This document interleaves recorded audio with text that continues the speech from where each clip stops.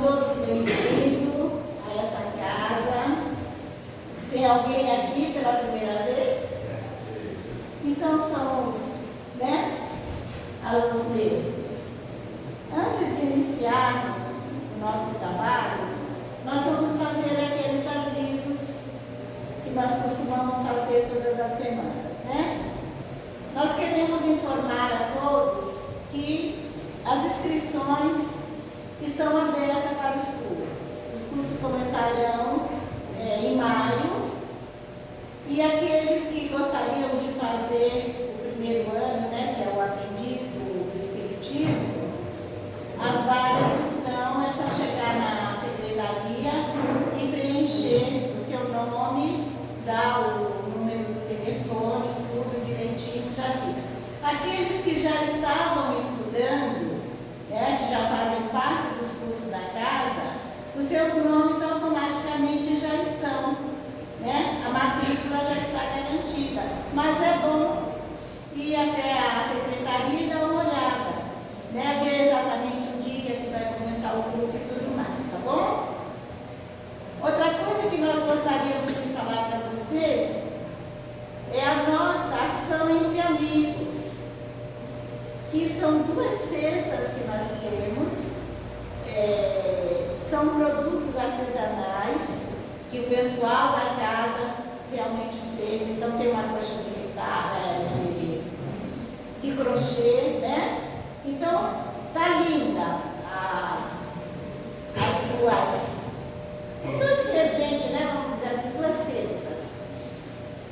E essas cestas que nós fazemos, esse tipo de ação entre amigos, é para auxiliar a nossa casa, em sentido da nossa conta de luz, da nossa conta de água, do nosso telefone, a limpeza que é feita na casa. Então, tudo isso tem um custo. E nós, então, fazemos esse tipo de ação entre amigos para que possamos arrecadar esse dinheiro e, com certeza, mantermos esse tipo de trabalho da casa. Tá bom? E outra coisa que nós gostaríamos de estar falando para vocês, que para maiores informações, aqueles que tiverem dúvidas sobre os trabalhos, os dias de trabalho, os dias de aula, Então, entrem no nosso blog, no nosso Facebook, no nosso Instagram, que está tudo, direitinho. E nós temos um QR Code que fala, Isso é muito chique, QR Code. Então, os nossos avisos são esses da noite, tá bom? Nós vamos ter esse momento tranquilizando a nossa mente. E antes de iniciarmos, nós vamos fazer a leitura. E vamos ver o que o plano espiritual trouxe para nós nessa noite.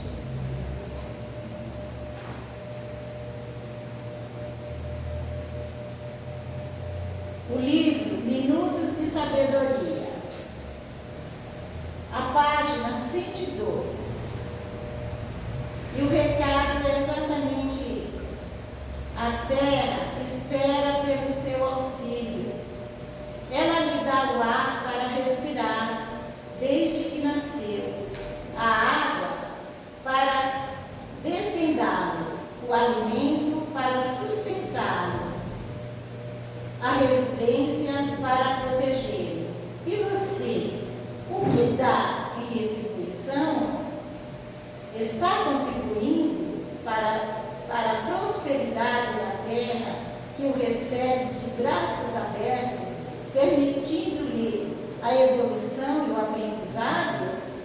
Não se esqueça de que a terra espera pelo seu auxílio.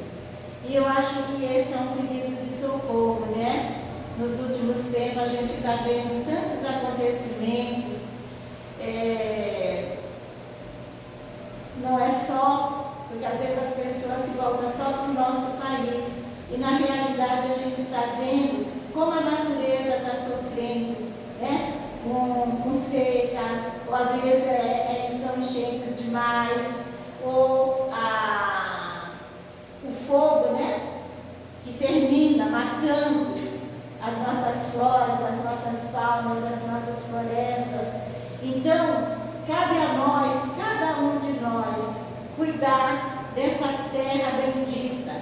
que a nossa casa, aonde Deus preparou para que cada um de nós pudéssemos vir, né, e resgatar as nossas dívidas, as nossas expiações. Então, que cada um possa fazer a sua melhor parte, cuidando, né, auxiliando, para que realmente as coisas possam fluir e que a gente possa viver num planeta melhor. Então, o recado é esse para nós nessa noite. E assim, nós vamos nesse momento buscando aquela tranquilidade, pedindo a Deus que nos auxilie mais uma vez, pedindo ao nosso Mestre Jesus que esteja conosco e que a nossa irmã Luísa, mentora dessa casa, possa estar conosco nessa noite, para que a gente possa receber com todo carinho e vibrarmos muito para o nosso irmão Edson, que vai trazer para nós do Evangelho segundo o Espiritismo o dever. Seja bem-vindo, Edson. Deus te abençoe.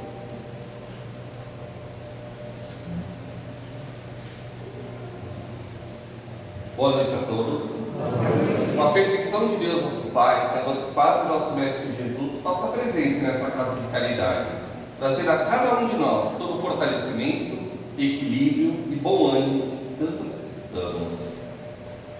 Conta-se que certo homem, proprietário de um sítio, não chegava a ser tão grande quanto uma fazenda, mas era um bom sítio, razoável de tamanho. Precisava contratar um funcionário.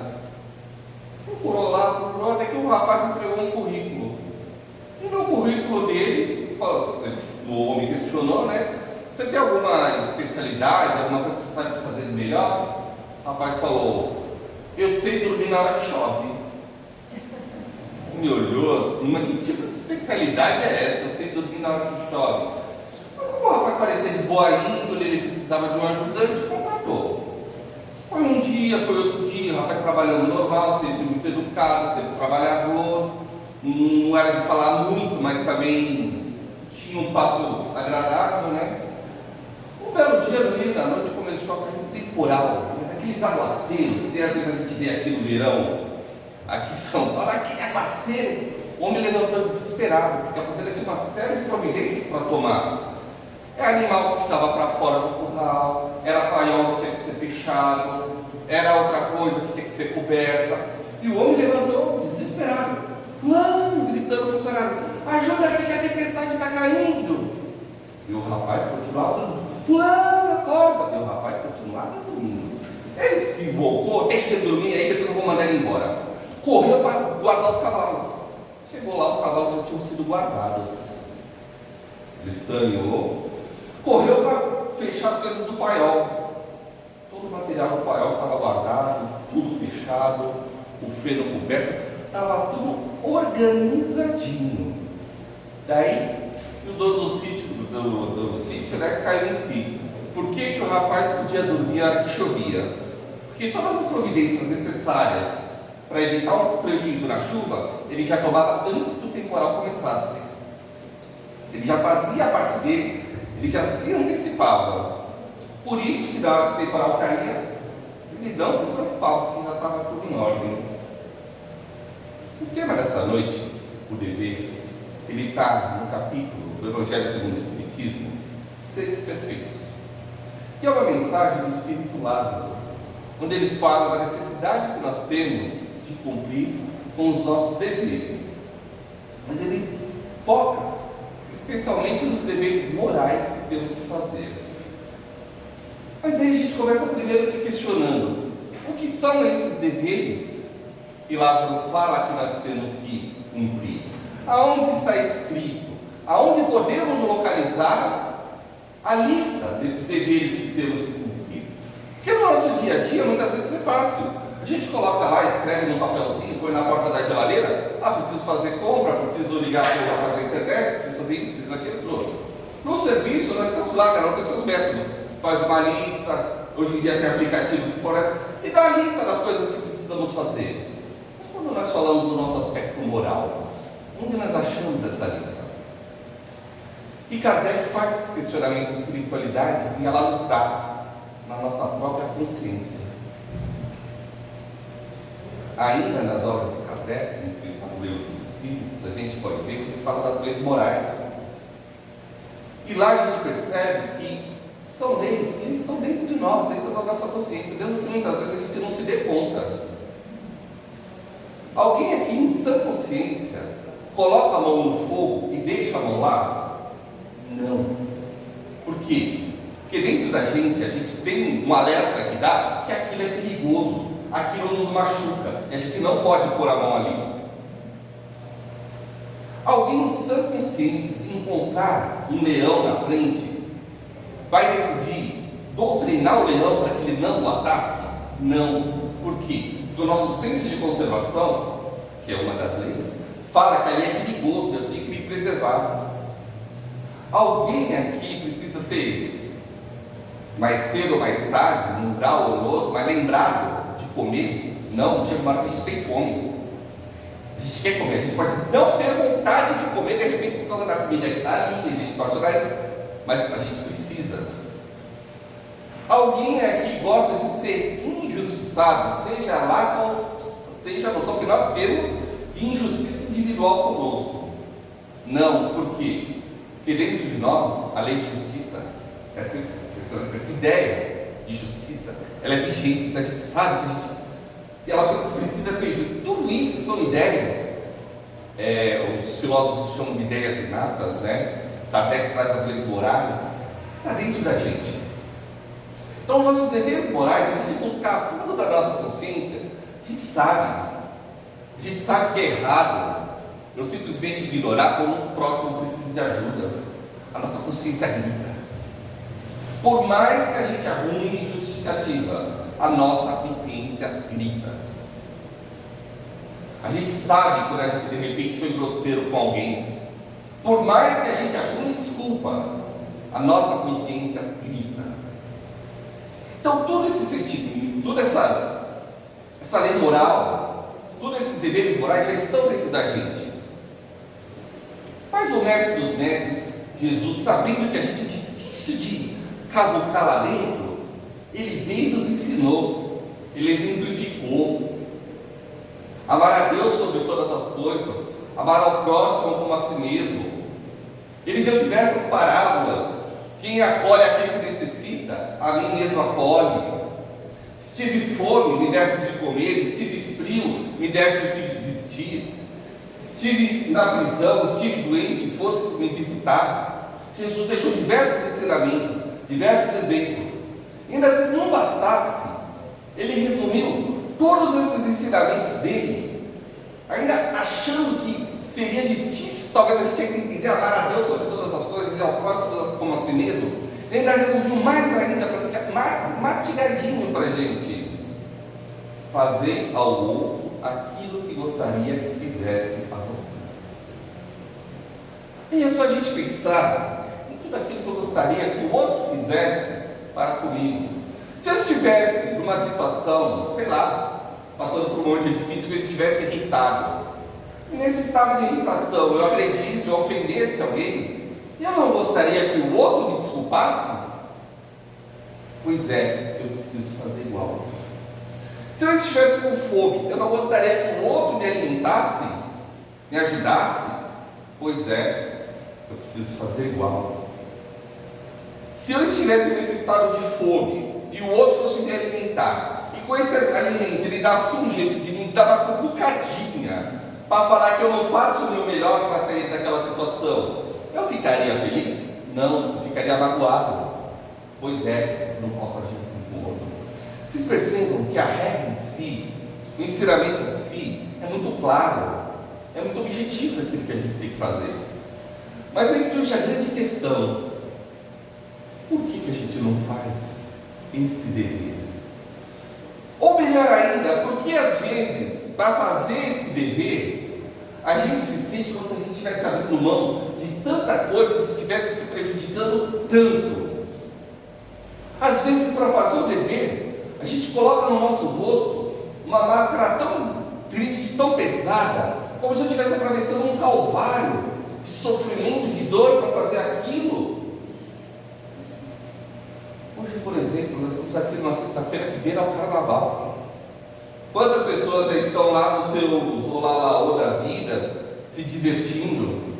Eu não posso falar muito do meu caso em específico, porque eu nunca gostei do carnaval. Tem tudo que eu não gosto. Barulho alto, muita gente muvucada. Então, para mim, não é sacrifício nenhum abrir mão do carnaval. Desde criança, minha mãe sempre me brigava no lugar que não tinha problema no ouvido. Se eu estivesse em um lugar fechado com muito barulho, eu ficava com dor de ouvido por dias.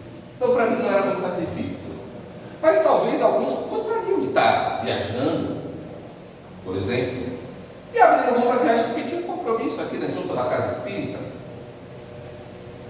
E aí, às vezes, a gente pode bater aquele sentimento.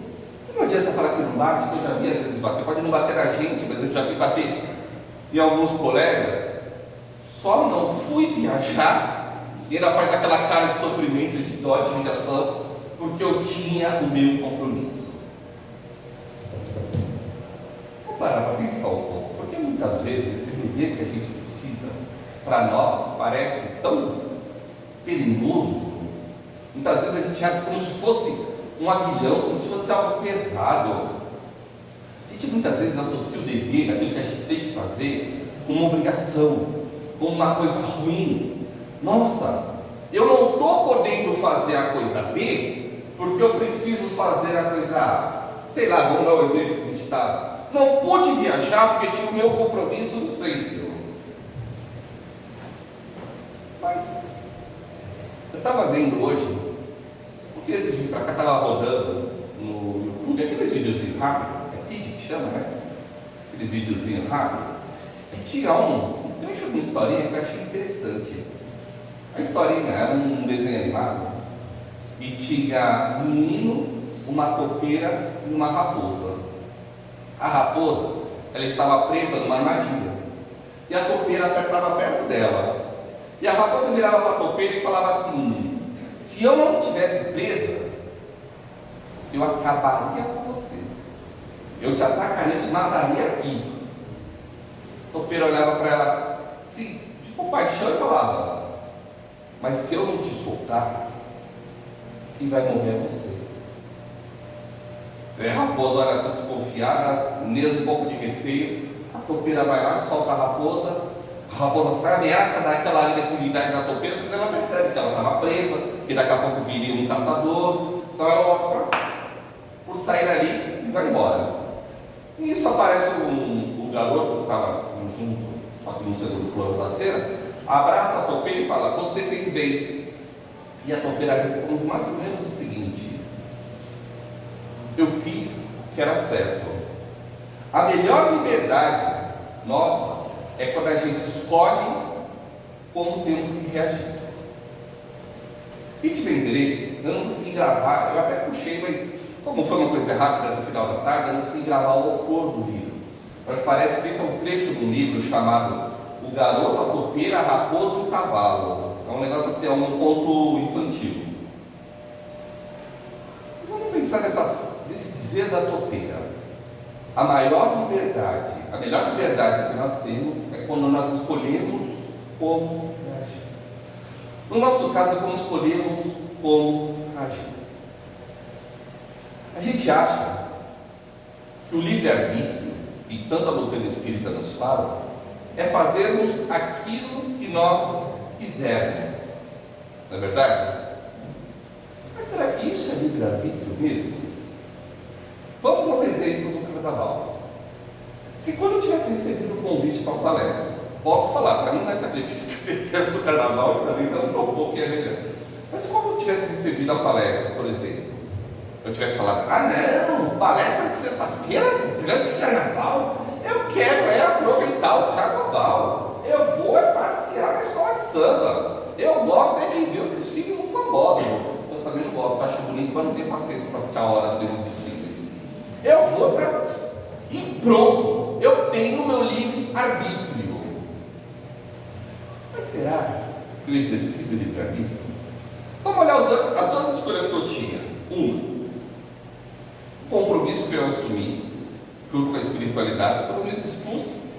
ser um palestrante, como eu dispus a trabalhar nessa seara. O outro lado, um gosto. Sei lá, talvez para beber, para ficar pulando, por causa do barulho.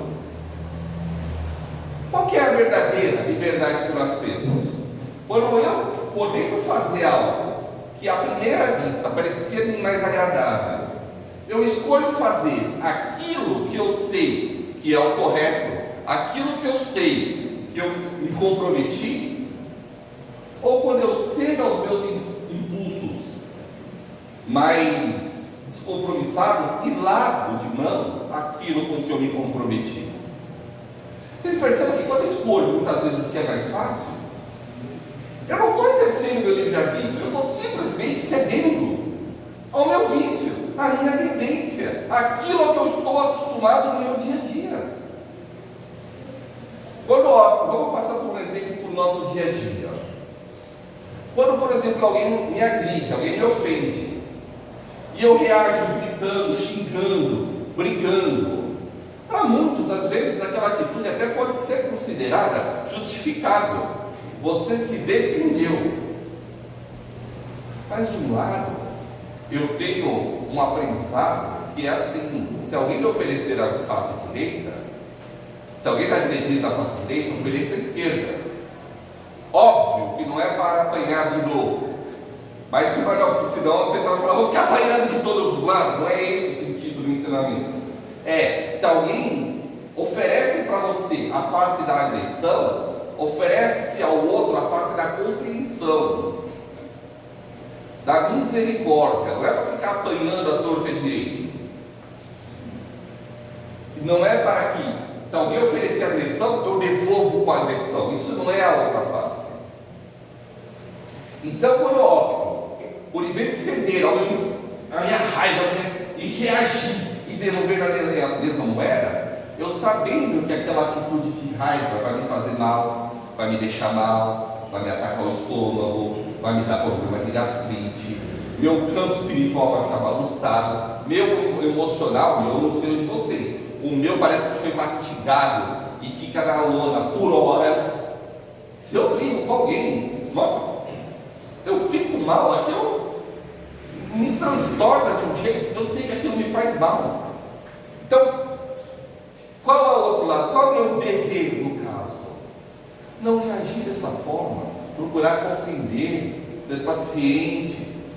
Vocês percebem que quando a gente opta, e muitas vezes a gente não cumpre o dever justamente por causa disso, porque a gente associa ele a algo que vai nos proibir de fazer as coisas.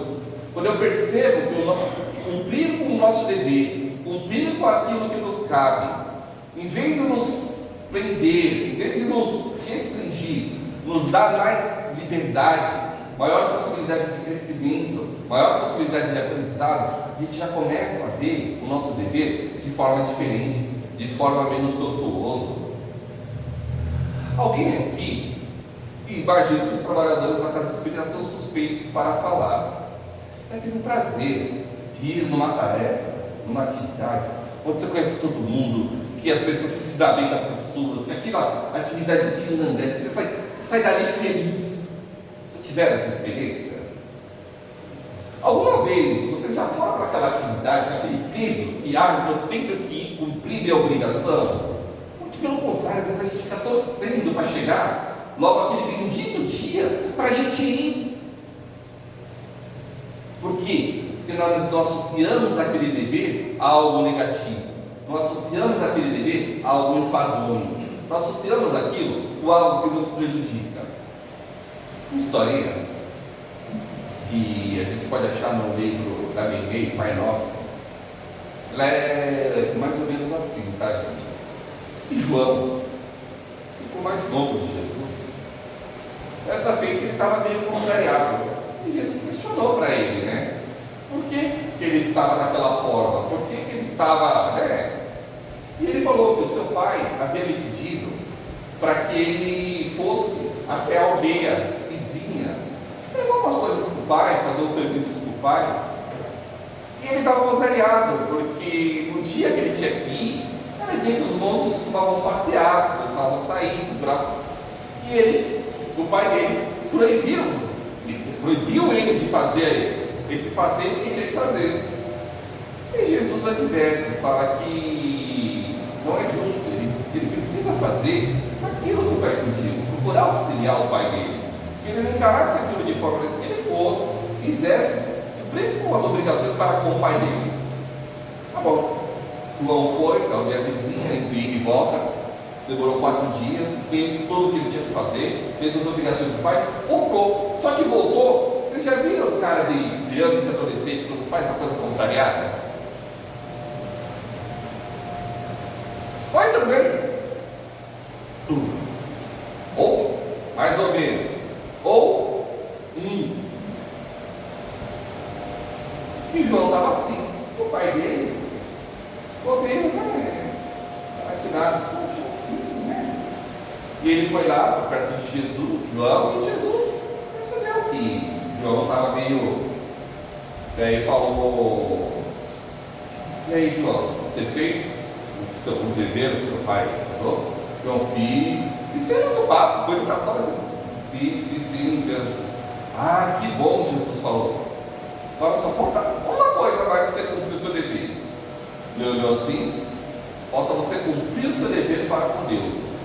Ele olhou: sabe como você cumpre o seu dever para com Deus? Quando você cumprir o seu dever para com o outro, que o seu mau humor, as suas revoltas não atrapalhem, não estraguem o sentimento dos outros. Quando você fizer as suas coisas sem trazer esse sentimento ruim dos outros, aí você também cumpriu o seu dever para com Deus. Na mesma hora, João procurou mudar sua forma de pensar, sua forma de agir, esboçou um sorriso esse que para o seu pai trouxe um grande alívio. Ele voltou a ver o seu filho sorrindo. Então percebam, quando a gente faz aquilo que nos compete, primeiro nós temos que fazer. Já começa aí, tem que fazer aquilo que nos compete, fazer aquilo que nós muitas vezes nem nos comprometemos, mas nós sabemos que aquilo é o correto, que aquilo é o certo. Mas a gente faz e traz no nosso semblante aquele sentimento de peso, aquela cara muitas vezes de tristeza, de revolta. Ah, que bom!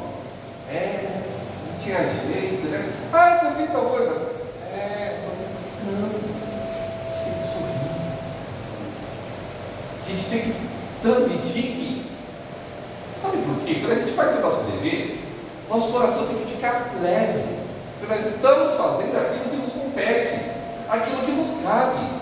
Não faz sentido a gente fazer aquilo que nos cabe, aquilo que nos compete, e trazer para a nossa atmosfera uma coisa sofrida, uma coisa triste, uma coisa dolorida. Não dá. Não condiz com o Evangelho de Jesus. Já pensou se Jesus, vamos imaginar a cena, gente, Jesus curando a passagem da mulher que sofria de sangramento, né? Você se recorda dessa passagem?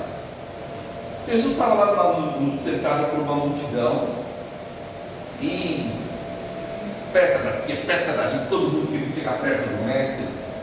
Tinha uma mulher que ela sofria de sangramento, ela tinha problema de hemorragia, muito tempo, e ela não conseguia curar. E ela, dentro do íntimo dela, ela tinha certeza que se ela pelo menos tocasse, chegasse perto de Jesus, tocasse no seu manto, ela seria curada. Aquele empurra lá dos discípulos, todo mundo querendo chegar perto do mestre, todo mundo querendo contar o seu problema, todo mundo querendo a sua cura. Ela chega de forma disfarçada no meio de todo mundo e toca Jesus. Na mesma hora que ela toca, ela é curada. Jesus para, estaciona e pergunta: quem me tocou? Pedro vira para ele e fala: Senhor, como que te tocou? Você não está vendo a multidão de empurra que está aqui? Quando você pergunta quem te tocou, todo mundo. Jesus: não. Alguém me tocou de forma diferente. Alguém me tocou de forma a retirar de mim uma virtude. É a mulher que se apresenta, conta o caso, Jesus a abençoa e ela vai embora. Linda essa passagem, né? Mas já pensou? Se na hora, vamos imaginar a cena, se é que é possível imaginar Jesus agindo assim. Na hora que ele sente que a mulher tocou, ele para. Ai, alguém me tocou. Daí, como mestre? Todo mundo está te tocando. Não. Diferente. Não. Já entrou até zonzo. Tirada. Energia negativa. Daí a mulher, já constrangida, fui eu. Ai, foi você.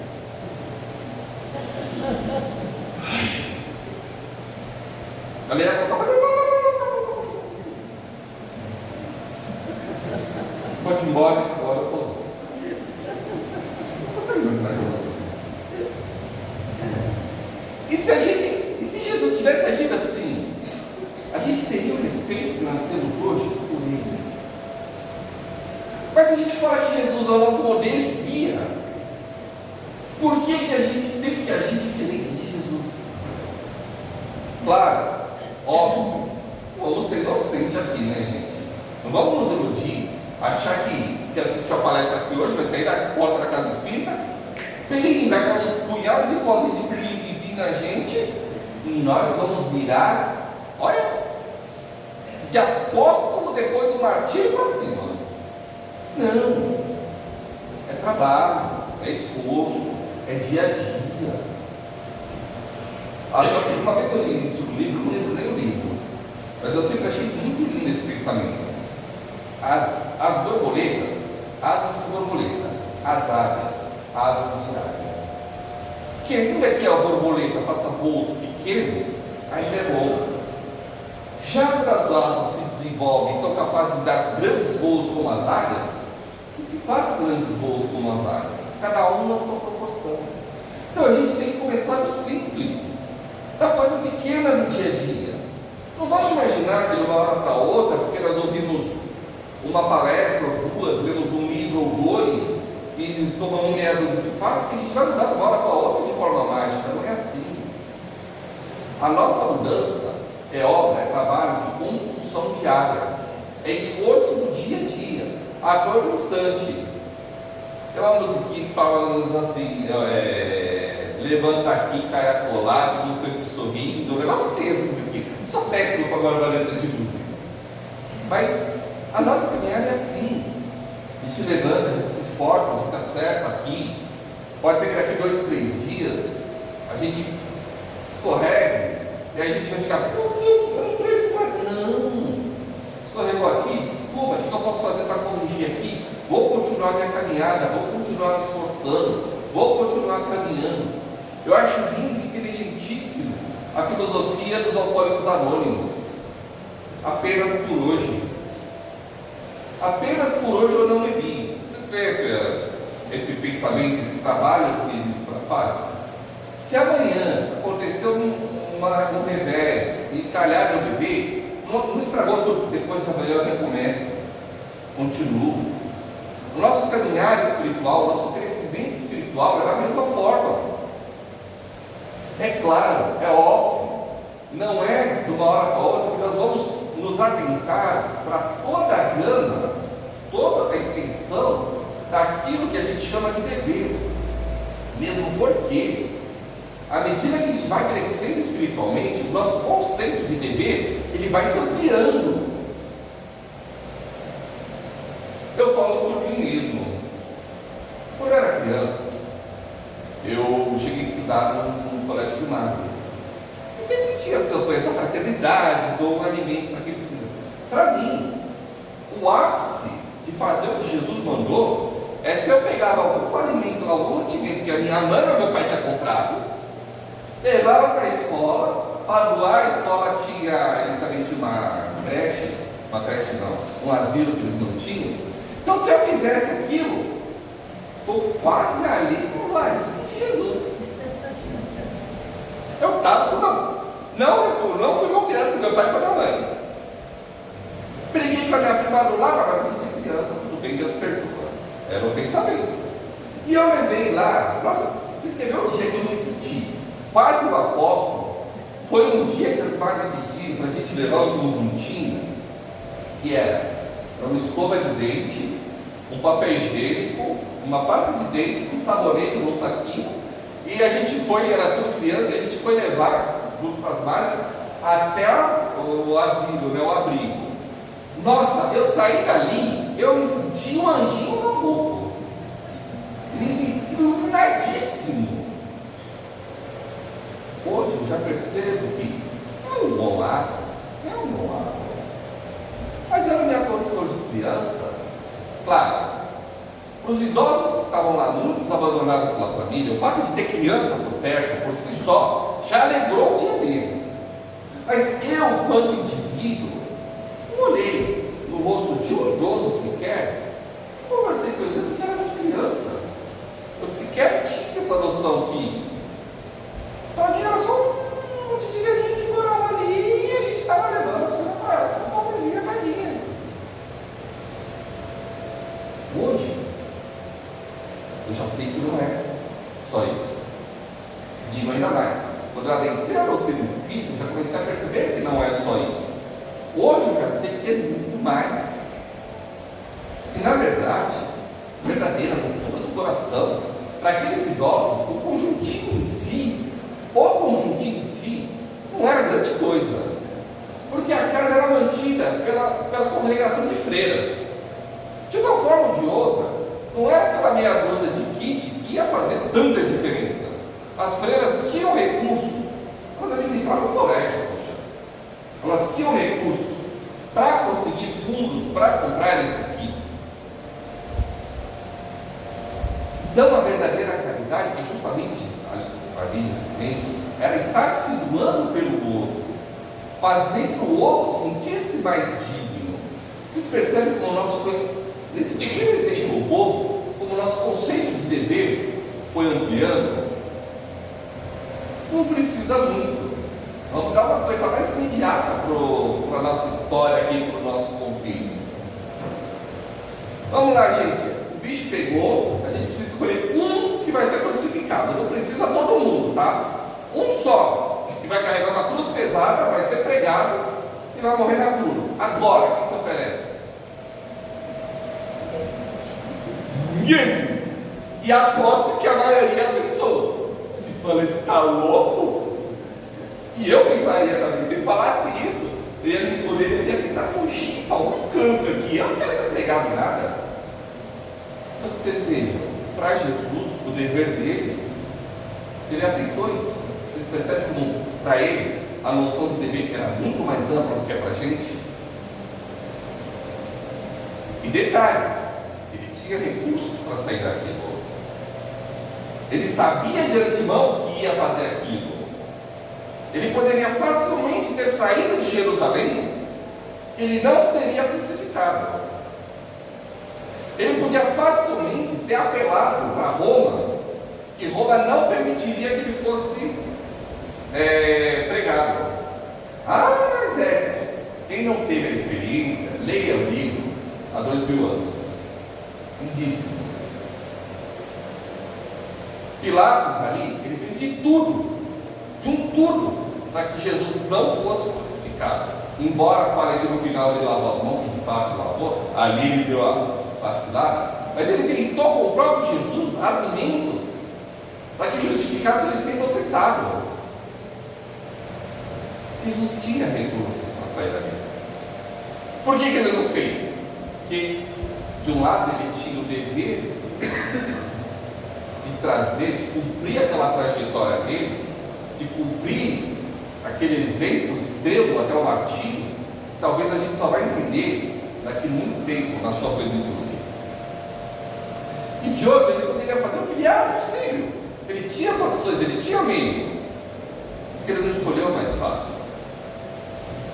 E veja bem, não é que ele, não, eu vou sofrer porque eu quero, eu gosto de sofrer. Vamos voltar lá para os evangelhos. Quando Jesus está lá no Monte Tabor, antes dele ser preso, ele levanta o pensamento a Deus e pede: Senhor, se for possível, tirai de mim este cálice, mas seja feito de acordo com a tua vontade, não com a minha. Ou seja, ele chegou a, Senhor, é isso mesmo? É isso mesmo que eu preciso fazer? Não teve mudança no script? Então, bora, é meu dever, vamos. Vocês percebem como para a gente dever vai criando? Só que tem um problema, viu, gente? O nosso desenvolvimento moral, no nosso caso, essa noção do dever, ela é que nem a gente praticar exercício. Ele só se desenvolve, só se amplia a partir do momento que eu começo a exercitá-lo, ainda que nos pequenos montes, no nosso dia a dia. E coisa simples, viu, gente? Eu gosto de falar que a gente acha que crescimento espiritual é no instalar um dedo de uma hora para outra, a gente está um verdadeiro mártir. Não, é coisa simples do nosso dia a dia, embaixo do nosso teto, no nosso local de trabalho, aonde as nossas mãos alcançam, seja no coletivo, seja na escola, seja na nossa profissão. Eu gosto sempre de lembrar uma passagem que aconteceu comigo. Não é falar de mim, porque quando eu estagiava, quando eu fazia a faculdade, lá tinha o cartório experimental da faculdade, tinha um funcionário lá, não sei que cargas d'água, o bichinho não era muito simpático, não. Ele chegava à tarde, ele estava lá, ele trabalhava numa mesa, e ele falava: boa tarde, Silvio. Ele respondia. Daí depois de um tempo, só que a gente era tudo adolescente é chato quando quer, né? Toda vez nós começamos, boa tarde, daí no começo ele começava com a resposta dele era só que a gente continuou. Depois ele começou a se levantar a cabeça, ele falou: estava bom. E a gente continua insistindo. 5, 6, ajuda 5, 6 adolescentes é uma coisa, tem a exposição, né? E ele, até que chegou no final do ano, vamos fazer amigo secreto. Só que assim, um grupo de adolescentes estagiários, cada um só participava de um período. Ele, como era funcionário, ele ficava uns 5 dias na semana, período da tarde e período da noite. Então eram 10 turmas. Então geralmente os funcionários participavam do amigo secreto. Ele falou: da turma de quarta-feira eu quero participar, que era a nossa. Daí aquela funcionária vai: Silvio, tem os outros vão achar ruim. Ele falou: não estou preocupado com os outros, a turma que eu gosto é essa. Que a gente perceba como em coisas simples do nosso dia a dia a gente pode cumprir o nosso dever. A gente fala de dever moral, mas o dever moral também passa por um material, coisa simples. Minha mulher não gosta que eu deixo lá a toalha jogada, coisa simples, não gosto ninguém. Você vai doar o dever moral? Olha, mas se eu estou contribuindo para que a outra pessoa não fique nervosa, não fique irritada, também não estou fazendo parte do compromisso moral. Eu chego no serviço, falo bom dia, ou é aquele que chega e fala: eu tenho que trabalhar. Faz toda a diferença, gente. Coisas simples, coisas pequenas, não são nesse primeiro momento grandes alunos. Claro, quanto mais nós ampliarmos, melhor é. Quanto mais nós fizermos, melhor é. Mas comecemos com o simples. Eu já estou com um pouco de dor na perna, o que eu posso contribuir com o outro? Talvez se eu me queixar um pouco menos, dar um pouco menos de vítima, não ocupar tanto o outro, tentar fazer a minha parte, né? Vocês percebam que são coisas simples do nosso dia a dia, que vai se ampliando, que vai crescendo, que vai desenvolvendo essa musculatura moral ao longo do nosso dia a dia, que vai aprendendo a reclamar com uns, vai aprendendo a ser mais educado com o outro, vai aprendendo a ser mais sensível com o outro, vai aprendendo a ser mais compreensivo com o outro, e a gente vai crescendo, a gente vai desenvolvendo. Lembra que algumas encarnações, quando um outro palestrante falar: gente, a gente vai precisar de alguém que seja crucificado em nome da causa. A gente vai falar: eu. Por quê? Porque o nosso senso de dever, a nossa compreensão cresceu, se desenvolveu, evoluiu, ampliou. A gente não quer que ninguém seja crucificado em encarnação nenhuma, né? É um exemplo extremo. Mas para a gente mostrar que ao longo que a gente vai se desenvolvendo, ao longo que a gente vai aprendendo, atitudes que antes nos pareciam difíceis, elas começam a se tornar mais simples, mais viáveis. Por quê? Porque eu aprendi. Vamos pensar nos nossos próprios defeitos, nas nossas próprias dificuldades. Quantas e quantas coisas que a gente fazia ou não fazia lá atrás, que era difícil a gente mudar de tudo, e hoje a gente já percebe que a gente consegue. Sei lá, irritação, um vício, uma tendência, um excesso de comida, sei lá, cada um com suas dificuldades, seja elas de origem moral, seja elas de origem física, não importa. Quantas e quantas dificuldades que nós tínhamos em fazer o que seria, vamos dizer assim, correto, o nosso dever, que nós não fazíamos lá atrás, e hoje a gente faz com mais facilidade. Assim é com tudo, só que precisamos exercitar, precisamos exemplificar, precisamos trabalhar ao longo do nosso dia a dia esse exercício do nosso dever. Não importa se são coisas pequenas ou coisas grandes, o importante é que a gente possa começar, possa fazer, e não deixe para amanhã, não deixe para postergar, porque o amanhã a gente não sabe como é. Esse pensamento que muito espírita tem, que se eu não conseguir nessa encarnação eu jogo para a próxima, perdão do termo, mas pensamento, como eu posso dizer, defeituoso. Por quê? Não sei como é a próxima, não sei como é. Eu gosto de brincar que nessa encarnação, graças a Deus, eu tive um pai e uma mãe que me amaram, que me ensinaram dentro das limitações dele. Não sei se na próxima eu vou tê-los ao meu lado. Tive os irmãos que, quando a gente era criança, a gente tinha uma arranca-lápis, partia, se puxava cabelo, mas que saía dali daquele problema. Se a gente estivesse na rua e alguém mexesse com a gente, o outro tomava as dores. Por quê? Porque era aquela coisa superficial, boba do dia a dia. Não era problemas assim, emocionais reais de um com o outro. Não sei se na próxima eu vou ter isso. Então bora tentar começar a partir de agora, a partir de hoje, a partir de cada instante, de cada oportunidade que tivermos. E se cair, não tem problema, faz que nem a música. Levanta, sacode a poeira e dá a volta por cima. Tudo bem, gente? Porque o Rude, como já dizia aquele personagem da novela A Sapucaí, é grande, né? Então eu agradeço a vocês a atenção, ao convite, a oportunidade de estar aqui. Que Deus, nosso Pai, nos ilumine, e Jesus, nosso Mestre, nos oriente, nos auxilie, nos ampare.